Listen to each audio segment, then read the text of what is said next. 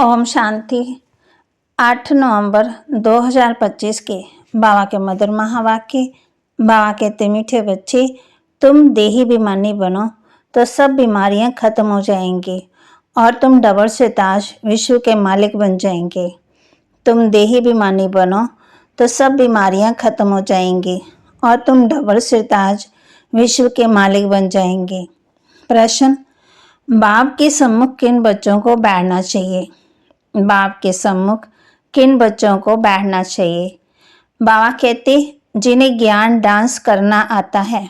ज्ञान डांस करने वाले बच्चे जब बाप के सम्मुख होते हैं तो बाबा की मुरली भी ऐसी ही चलती है। अगर कोई सामने बैठ इधर उधर देखते हैं तो बाबा समझते हैं ये बच्चा कुछ भी समझता नहीं। बाबा ब्राह्मणियों को भी कहेंगे, तुमने ये किसको लाया जो बाबा के सामने भी उबासी देते हैं।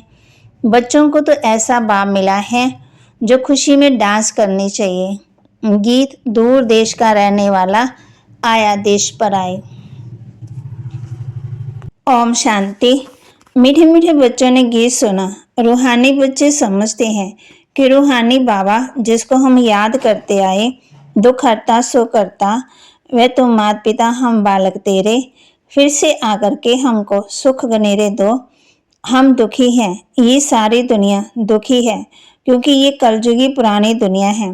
पुरानी दुनिया अथवा पुराने घर में इतना सुख नहीं हो सकता जितना नई दुनिया नए घर में होता है। तुम बच्चे समझते हो हम विश्व के मालिक आदि सनातन देवी देवता थे। हमने ही 84 जन्म लिए। बाप कहते हैं, बच्चों तुम अपने जन्मों को नहीं जानते हो कि कितने जन्म पाठ बजाया। मनुष्य समझते हैं 84 लाख जन्म है। एक एक जन्म कितने वर्ष का होता है? 84 लाख के हिसाब से तो सृष्टि चक्कर बहुत बड़ा हो जाए। तुम बच्चे जानते हो हम आत्मा का बाप हमको पढ़ाने आए हैं। हम भी दूर देश के रहने वाले हैं। हमको कोई यहाँ रहने वाले नहीं है। यहाँ हम पाठ बजाने आए हैं। बाप को भी हम परम धाम में याद करते हैं। अभी इस पराये देश में आए हैं। शिव को बाबा कहेंगे, रावण को बाबा नहीं कहेंगे, भगवान को बाबा कहेंगे। बाप की महिमा अलग है। 5 विकारों की कोई महिमा करेंगे क्या? देवीमान तो बहुत बड़ी बीमारी है। हम देही बीमानी बनेंगे तो कोई बीमारी नहीं रहेगी और हम विश्व के मालिक बन जाएंगे। ये बातें तुम्हारी बुद्धि में हैं। हम आत्मा जो शिव बाबा, तुम जानते हो शिव बाबा हम आत्मा को पढ़ाते हैं। जो भी और इतने सत्संग आदि हैं, कहाँ भी ऐसे नहीं समझेंगे कि हमको बाबा आकर के राजों से राजाई के लिए पढ़ाएंगे। राजा बनाने वाला तो राजा ही चाहिए। सर्जन पढ़ाकर आसमान सर्जन बनाएंगे। अच्छा डबल सिरताज बनाने वाला कहाँ से आएगा जो हमको डबल सिरताज बनाने, इसलिए मनुष्यों ने फिर डबल सिरताज श्री कृष्ण को रख दिया। परंतु श्री कृष्ण कैसे पढ़ाएंगे? के लिए मुख्य सार, रात को सोने से पहले बाबा से मीठी मीठी बातें करनी है। बाबा हम इस शरीर को छोड़कर आपके पास आते हैं, ऐसे याद करके सोना है। याद ही मुख्य है। याद से पार्श्व बुद्धि बनते हैं। 5 विकारों की बीमारी से बचने के लिए देही बीमानी रहने का पुरुषार्थ करना है। अथाह खुशी में रहना है। ज्ञान डांस करना है। क्लास में सुस्ती नहीं फैलाना है। वरदान, सेवा द्वारा अनेक आत्माओं की आशीर्वाद प्राप्त कर सदा आगे बढ़ने वाले महादानी भव। सेवा द्वारा अनेक आत्माओं की आशीर्वाद प्राप्त कर सदा आगे बढ़ने वाले महादानी भव। महादानी बनना अर्थात दूसरों की सेवा करना। दूसरों की सेवा करने से स्वयं भी सेवा हो जाती है।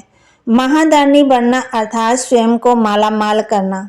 जितनी आत्मा को सुख, शक्ति व ज्ञान का दान देते, उतनी आत्मा को प्राप्ति की आवाज व शुक्रिया जो निकलता, वह आपके लिए आशीर्वाद का रूप हो जाएगा। ये आशीर्वाद ही आगे बढ़ने का साधन है।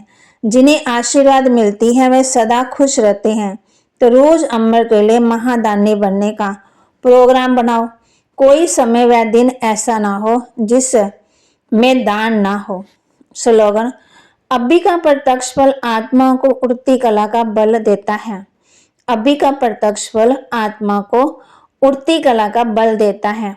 अव्यक्त इशारे, अशरीरी व विदेही स्थिति का अभ्यास बढ़ाओ। बाप के समीप और समान बनने के लिए देह में रहते विदेही बनने का अभ्यास करो।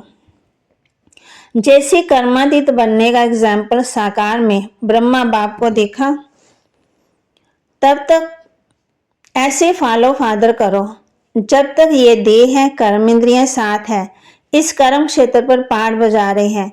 जब तक कर्म करते कर्म इंद्रिय का आधार लो और न्यारे बन जाओ। यही अभ्यास विदेही बना देता है। बाबा के महावाक्य को लाइक करें, शेयर करें और सब्सक्राइब करें और अपने जीवन में जरूर धारण करें। ओम शांति।